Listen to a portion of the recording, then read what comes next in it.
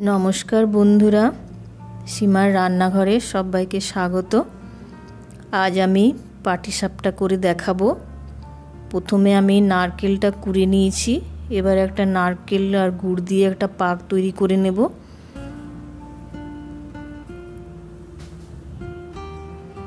নারকেলটা দিয়ে দিয়েছি, এবার গুড় দিয়ে দেব।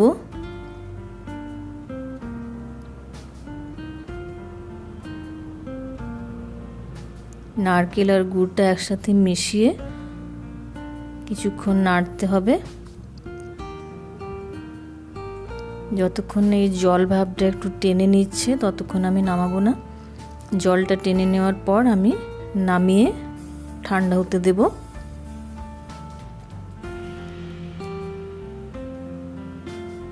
হয়ে গেল আমার নারকেলের পুর। এবার আমি একটা পাত্রে ব্যাটারটা তৈরি করে নেব। প্রথমে নিয়ে নিয়েছি সুজি, ময়দা আর চালের গুঁড়ো, সব দিয়ে একটা ভালোভাবে ব্যাটার তৈরি করব। এর সাথে নুন দিয়ে দেবো আর খেজুর গুড় আমি একটু গরম করে নিয়েছি।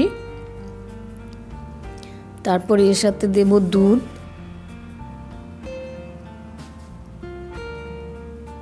খুব ভালোভাবে গোলাটা তৈরি করব। দুধটাও দিয়ে দিলাম। খুব পাতলাও হবে না, আবার খুব ঘন হবে না। কিছুক্ষণ আমি রেখে দিচ্ছি ঢাকা দিয়ে। এবার ঢাকাটা খুলে আমি দেখে নিলাম।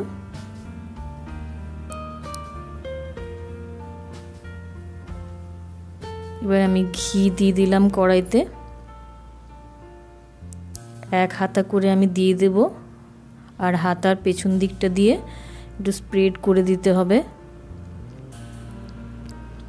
এরপর এর উপরে নারকেলের পুরটা দিয়ে একটা রোল বানিয়ে নেব।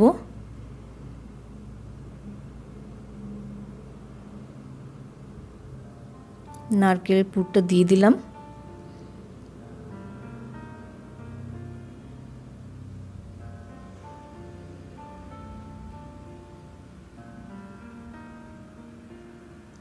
এবার রোলটা বানিয়ে নেব।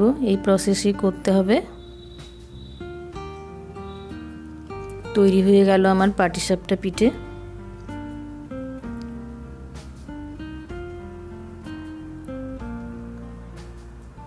একটা আমার তৈরি হয়ে গেল। এবার আরও কয়েকটা আমি বানিয়ে নিচ্ছি। সেম প্রসেসই হবে।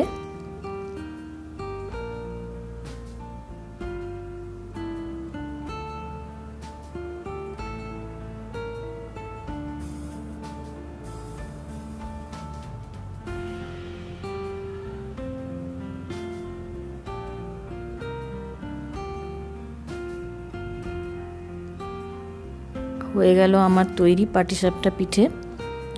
সবাই বানিয়ে দেখবেন বাড়িতে। অনেক ধন্যবাদ সবাইকে। ভালো থাকবেন, সুস্থ থাকবেন।